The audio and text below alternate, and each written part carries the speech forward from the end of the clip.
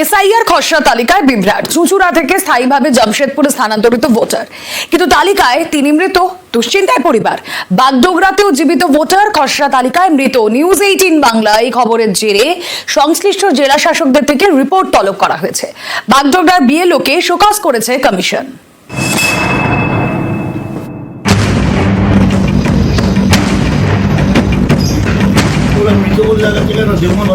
SIR খসড়া তালিকা প্রকাশের পরই নানা অভিযোগ। কোথাও ভোটার জীবিত থাকলেও তালিকায় মৃত, কোথাও আবার স্থানান্তরিত ভোটারকেও মৃত হিসেবে দেখানো হয়েছে। যেমন চুঁচুড়ায় এখানকার নলডাঙ্গার বাসিন্দা ভট্টাচার্য পরিবার। বড় ছেলে দেবময় ভট্টাচার্য জীবিত, কিন্তু এসআইআর খসড়ায় তাকে মৃত দেখানো হয়েছে। সেই নিয়ে শোরগোল। দেবময় বহুজাতিক সংস্থায় চাকরি করেন। 4 বছর ধরে স্ত্রীকে নিয়ে জামশেদপুরে থাকেন। জামশেদপুরেরই ভোটার দেবময়।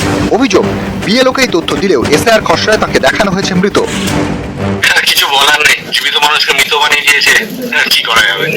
অ্যাকচুয়ালি আমি আর আমার ওয়াইফ দুজনেরই আমাদের ট্রান্সফার হয়ে গেছে জামশেদপুরে, তো আমরা ওই জন্য এখানে অ্যাপ্লাই করেছিলাম যাতে আমাদের নাম কাটিয়ে দেওয়া হয় এখান থেকে। বিএলওদের দেখা উচিত, বোঝা উচিত যে এটা এরকম করা উচিত না। এবং শুধু তাই না, আমি বিএলওর সঙ্গে নিজে কথা বলেছি। তারপরে যদি এরকম করে, এটা তো একটা মানসিক অত্যাচার, আর কিছুই না।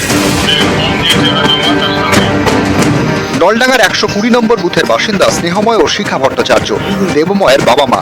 ছেলের নাম এসআইআর খসড়ায় মৃত থাকায় তারা দুশ্চিন্তায়।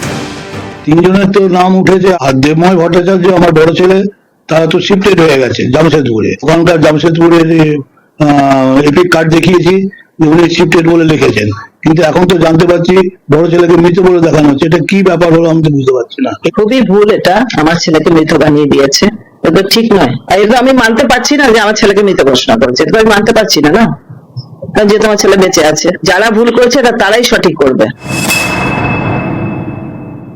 তার ওয়াইফের নাম শিফটিং দেখাচ্ছে, তাকে মৃত দেখাচ্ছে। এত কম সময়ে নির্ভুল ভোটার লিস্ট হতে পারে না, সেটাই বারবার প্রমাণ হচ্ছে। নির্বাচন কমিশন জীবিত মানুষগুলোকে মেরে দিচ্ছে।